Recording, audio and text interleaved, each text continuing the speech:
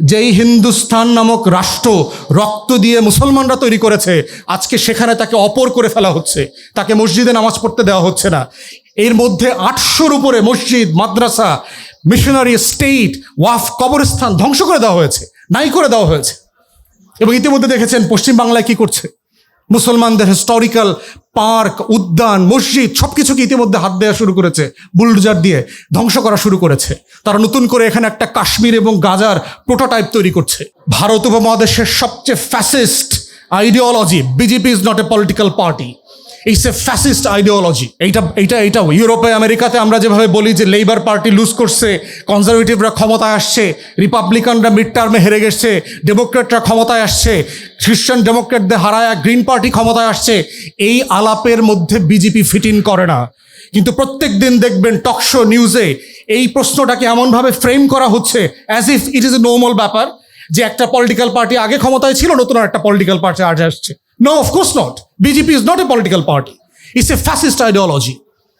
যে অন্যকে বিশ্বাস করে না, যে অন্যের অস্তিত্বে বিশ্বাস করে না, যে বাংলাদেশের মানচিত্রে বিশ্বাস করে না, এই সাবকন্টিনেন্টের আশেপাশের সার্কের হিমালয় থেকে শুরু করে হিন্দুকুশ হয়ে ভারত মহাসাগর পর্যন্ত কোনো রাষ্ট্রের অস্তিত্বে বিশ্বাস করে না, এমন একটা আইডিওলজি, হিন্দুত্ববাদ এখন ভারত, এর বাইরে সে কোনো সত্তাকে বিশ্বাস করে না, স্বীকার করে না, এমন একটা পলিটিক্যাল ফ্যাসিস্ট গভর্নমেন্ট আসছে আপনার সীমান্তে, দুই সীমান্তে, ইস্টার্ন সীমান্তে আসামে এবং ওয়েস্টার্ন সীমান্তে। ভারতের 28টা রাজ্যের ভিতরে ইতিমধ্যে 21টা তারা দখল করে নিয়েছে।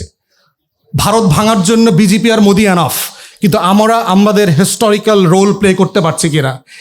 অতএব আজকের এই রিয়েলিটিতে ওলামায়ে কেরাম, আকাবের যারা আছেন, তরুণ ছাত্ররা যারা মাদ্রাসার আছেন, আপনাদের ঐতিহাসিক দায় আগের যে কোনো সময়ের থেকে অনেক বেশি, এবং এই দায় আপনাদেরকে ডিসপেন্স করতে হবে।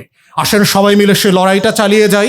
বাংলাদেশ রাষ্ট্র আকারে টিকে থাকবে কিনা তার সব কিছু ডিপেন্ড করছে নাগরিক আকারে আমাদের সম্মিলিত লড়াই, দায় আমরা ডিসপেন্স করতে পারছি কিনা।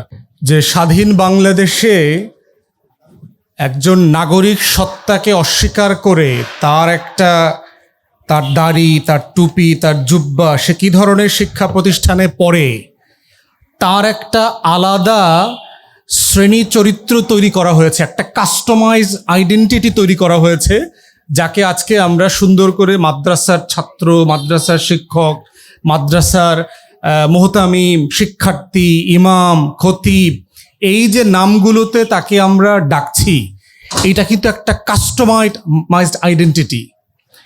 এবং এই কাস্টমাইজ আইডেন্টিটি একটা রাষ্ট্র তখনই করে যখন তাকে হত্যাযোগ্য করতে হয়। আদারওয়াইজ রাষ্ট্রের সাথে তার পুরো জনগোষ্ঠীর সম্পর্কের জায়গা একটাই, সে এই রাষ্ট্রের নাগরিক।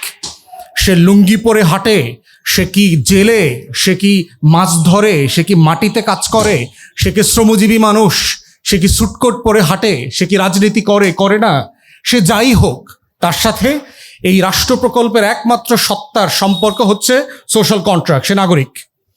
তাহলে প্রশ্ন হচ্ছে আজকে কেন মাদ্রাসা আকারে তাকে আমাকে পাঠ করতে হচ্ছে, এবং এটা কি নতুন ফেনোমেনা?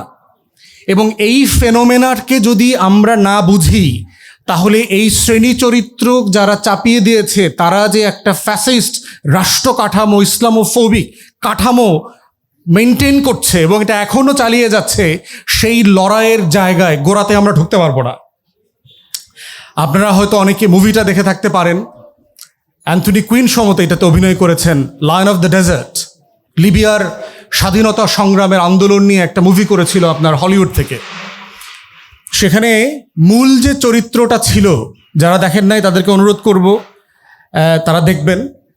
ওমর মুখতার যেই ক্যারেক্টারটা ছিল, ওমর মুখতার, যিনি লিবিয়ার স্বাধীনতা আন্দোলনে ইতালির বিরুদ্ধে লড়াই করেছেন, এবং এই আন্দোলনে উনি শেষ পর্যন্ত ফাঁসির মঞ্চে পর্যন্ত গেছেন, এবং এই লড়াইটা এত প্রকট হয়েছে যে পরবর্তীতে ইটালিকে সেই লিবিয়া থেকে উজ্জু করে চলে আসতে হয়েছে। It's a during the colonial এরা, আমরা 1950s আগের কথা বলছি আর কি। এই ওমর মুখতারের যে ক্যারেক্টারটা দেখেন, যে সিম্পলি সে একজন, আজকে আমরা যেগুলোকে মক্তব বলি, আমরা ছোটবেলাতে যেগুলোতে পড়েছি, আমাদেরকে যারা আলিফ বা তাসা পড়িয়েছেন, কোরআন তেলাওয়াত শিখিয়েছেন, সেই শ্রদ্ধাবনত হয়ে যাওয়ার মতো সেই আলেম সমাজ, সেই মাদ্রাসা শিক্ষকদের, উনি একজন মক্তবের শিক্ষক ছিলেন। এবং কিভাবে একজন মক্তবের শিক্ষক রেভলিউশনারি হয়ে উঠলেন।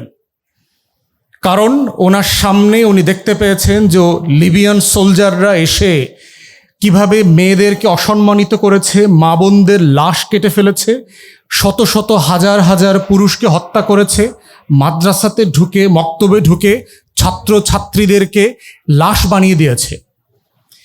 এই যে রেভলিউশনারি আইডিয়া ওমর মুক্তারের কাছ থেকে দেখলাম এই মুভিটাতে, এটা কি এই সাবকন্টিনেন্টে দেখি নাই আমরা? আসিরা আনে মাল্টা একটা বিখ্যাত বই আছে, উর্দু ভাষায় লেখা অরিজিনালি, আমরা ইংরেজিতে পড়েছি, প্রিজনার্স অফ মাল্টা। সেখানে ব্রিটিশ বিরোধী আন্দোলনে ভারত উপমহাদেশে যে সকল ওলামায়ে কেরামরা আন্দোলন করেছেন, তেহরিকে রেশমি রুমাল, সে যে বিখ্যাত রেশমি রুমাল আন্দোলন যেটা ছিল, এবং এই বড় বড় ওলামায়ে কেরামদেরকে, ওলামায়ে দেওবন্দ থেকে শুরু করে ওলামায়ে লখনৌ এবং আরও আলিগড় আন্দোলনের যারা বড় বড় আলেমরা ছিলেন তাদেরকে গ্রেফতার করা হয়েছে। আন্দাবার, নিকোবর, তারপরে হচ্ছে মাল্টার বিভিন্ন জায়গাতে নিয়ে যে কি অমানবিক নির্যাতন করা হয়েছে। শাইখুল হিন্দ মাহমুদুল হাসান থেকে শুরু করে আসাদ মাদানী রাহমাহুল্লাহ থেকে শুরু করে শত শত ওলামায়ে কেরামদেরকে গ্রেফতার করেছে। কেন? রক্ত দেওয়ার এই যেই আগ্রহটা এটা কমে আসে। আমি কিন্তু 2020 সালে কারাবরণ করেছিলাম। এই ফ্যাসিস্ট হাসিনার আমলে আমাকে জঙ্গি ট্যাগ দিয়ে মামলা দেওয়া হয়েছিল। আমিও সেই ওই সময় থেকে এই পর্যন্ত আমি খালি একটা জিনিসই চিন্তা করতাম, ফ্যাসিবাদ শেখ হাসিনাকে পতন আমি বাংলাদেশে দেখব। আমি বেঁচে থাকা পর্যন্ত এই যত আন্দোলন হবে এই সরকারের বিরুদ্ধে ততটা আন্দোলনে আমি অংশগ্রহণ করব, এবং আল্লাহ তাআলা আমার দ্বারা এটা সাকসেস করিয়েছে। আমি যখন 4 তারিখে আমার মাকে ফোন দিয়ে বলছিলাম এই আন্দোলন থেকে পিছপা হওয়ার মতো কোনো অবকাশ নাই। আমার আব্বা ক্যান্সারের অসুস্থ ছিলেন, উনি গত বছর ইন্তেকাল করেছেন। উনি তখন বেডে শোয়া অবস্থায়, তখন আমার মা আমাকে বলতেছে যে আমি তোমার আব্বুকে কি জবাব দিব। আমি তখন রাতের বেলা কান্না করে বলছিলাম, যদি আমি মারা যাই তুমি তো তোমার শহীদের মা হিসেবে তুমি কবরে আল্লাহর কাছে পরিচয় দিবে, এটা তো তোমার জন্য সৌভাগ্যের। অতএব আমাকে নিয়ে টেনশন করো না, আমি হয়তো লাশ হয়ে ফিরবো অথবা বিজেতা হয়ে ফিরবো। এবং আল্লাহ তাআলা আর আমার মার দোয়া কবুল করেছেন, আমারও হায়াত দিয়েছেন, এবং আন্দোলন পরবর্তী সময় এই বাংলাদেশের নতুন সরকারের শাসনামলও দেখার তৌফিক দিয়েছেন।